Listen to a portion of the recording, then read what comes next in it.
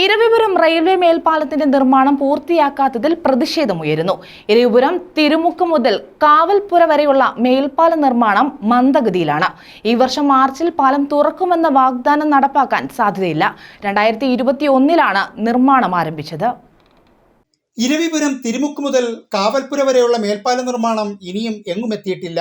ഈ സ്ഥിതിയിൽ മുന്നോട്ട് പോയാൽ 2025-ലും 2026-ലും റെയിൽവേ മേൽപ്പാല നിർമ്മാണം പൂർത്തിയാവുകയില്ലെന്ന് നാട്ടുകാർ ചൂണ്ടിക്കാട്ടി. 2024 മാർച്ചിൽ ഉദ്ഘാടനം ചെയ്യുമെന്നാണ് പറഞ്ഞിരുന്നത്. 2025 പണിയും നടക്കുന്നില്ല. ആളുകളുടെ ഗതാഗതവും മുടങ്ങി, ഒരു ബിസിനസ്സും നടക്കും. വളരെ കഷ്ടപ്പാടാണ്. അപ്പൊ വീണ്ടും ഒരു മാർച്ച് വരികയാണ് 2025 വീണ്ടും ഒരു മാർച്ചായി. ഒരു വർഷവും പോയി. ഈ മാർച്ചിലും ഉദ്ഘാടനം കാണില്ല. ഈ വർഷവും കാണത്തില്ല. എങ്ങനെയാണ്? ഇനി ഒരുപാട് ജോലിയുണ്ട്. ഒരുപാട് ജോലികളുണ്ട്. ആരെങ്കിലും ഉദ്യോഗസ്ഥന്മാരുണ്ടെങ്കിൽ വന്ന് അന്വേഷിച്ച് നോക്കിവിടെ എന്താ നടക്കുന്നെന്ന്. 3 ജോലിക്കാരാ നിൽക്കും. അത് ശരി. 2-3 ജോലിക്കാരെ വെച്ചാണ് ജോലിക്കാരെ വെച്ച് എന്താ ചെയ്യാൻ? മേൽപ്പാല നിർമ്മാണം തീർന്നതിന് ശേഷം സർവീസ് റോഡുകളുടെ നിർമ്മാണവും തീർക്കേണ്ടതുണ്ട്.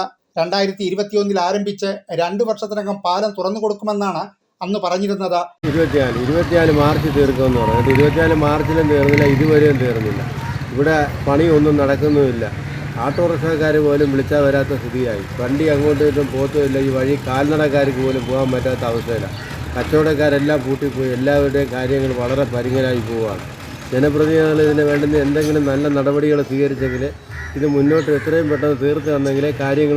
ഈ പള്ളിമുക്കിൽ ഇങ്ങോട്ട് കുറേ പ്രവർത്തനം നടക്കുന്നുണ്ടല്ലോ. അതെ, കള്ളുമുക്കിൻ്റെ പുറത്ത് ഒരു സൈഡ് മാത്രം നടക്കുന്നുണ്ട്. പിന്നെ റെയിൽവേയുടെ ഭാഗങ്ങളെല്ലാം കഴിഞ്ഞു, ഏകദേശമൊക്കെ ആയിക്കഴിഞ്ഞു.